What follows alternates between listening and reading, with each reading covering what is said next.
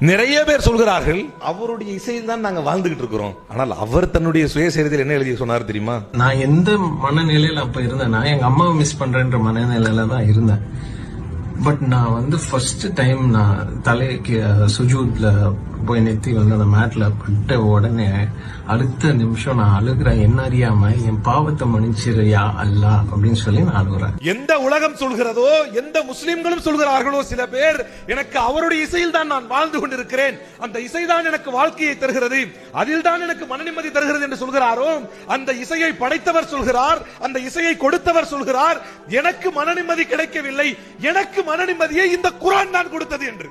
அலா பிஸ்ஸிக்ரில்லாஹி தத்மஇன்னுல் குலூப். அறிந்து கொள்ளுங்கள் மக்களே, அறிந்து கொள்ளுங்கள், அல்லாஹ்வின் நினைவை கொண்டுதான் உள்ளங்கள் அமைதி அடையும். இது எத்தனை பல்ட்டிகள் நீங்கள் அடித்தாலும் சரி. Download